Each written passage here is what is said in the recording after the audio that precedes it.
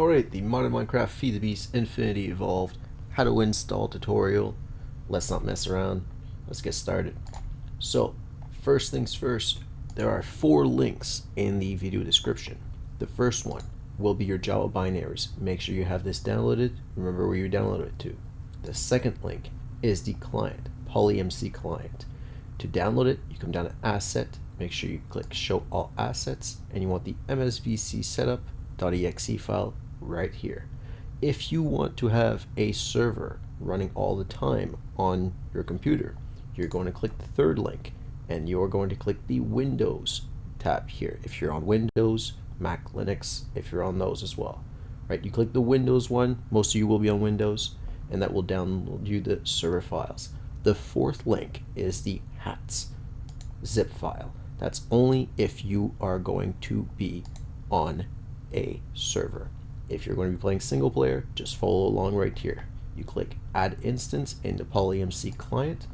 You go down to FTB Legacy, and you find Feed the Beast Infinity Evolve, and you download the 1.7 pack right here. So once you have that found, you click OK, and that will start downloading. Once that's downloading, you click on Settings, go to Java, make sure that you have your Java location where you downloaded the binaries earlier. You can click Auto Detect, maybe you get lucky, but make sure you have that set right. Next thing you want is the maximum memory allocation. Do not set this value to more than half of your available memory, RAM memory on your machine. Okay, more is not always better. 8 GB is usually the recommended for Feed the Beast Infinity Evolve. Other mod packs might want more.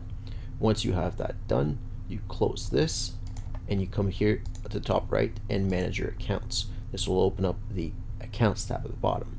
Once you're here, do not add a Mojang account, do not add a Microsoft account, add a offline account. You can have whatever username you want here. Press OK, and you can even set it to default so you don't have to click this account every time you want to log back in. This is all you need to do if you want to play single player. Once you have the mod pack loaded, you have your account, your settings set, you just press launch and you are good to go. If you want to set this up for multiplayer, what you have to do is, first off, find your multiplayer, the folder that you downloaded from the third link. It'll have a lot less files than this, but you will double click on the exe file, and that will start populating some of these files. You won't have all the files until you start the server at least once. Once you've done that, you will see a CMD prompt like this. You will then close it once it's fully loaded, and then you will have all of the files. First thing you want to do is edit the bat file, the start.bat file with Notepad, and make sure that you come here and find XMX and change the value to some RAM, some higher RAM. You're going to want at least 12 gigabytes, but 16 is a little bit more comfortable. If you're going to be playing with more than a couple people, you're probably going to want even more RAM here. Make sure again that you're not passing over half of what you have on your computer. Like for example, if you have 64 gigabytes of RAM, don't go over 32, right? You want your machine to still be able to function in the background, especially if you want this up 24/7. Once you have that set, just press save and you'll be good to go. Next thing we want is server properties. In here, make sure that you find online mode. Make sure to set this to false instead of true. This will allow you guys to play with the PolyMC client in your account, no problem.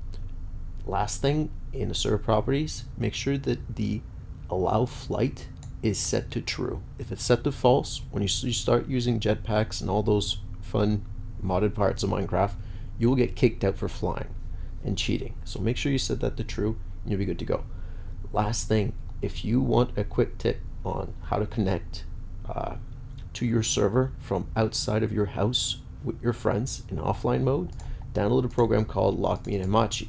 This will give you a IP address, an IPv4 address that you can then copy and paste into your server properties file. Right here where it says server property equals, you just paste that in and you click save and you're good to go.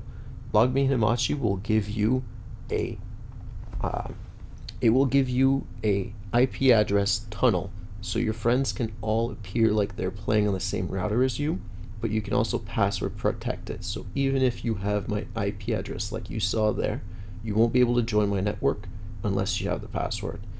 And that's it. That's all you need to know. And oh, that's not it. The hats. The actual folder itself will have issues. The server will have issues loading the hats from the hats mod. That is just because the place where we got the hats from years and years ago changed the way that requests can be made.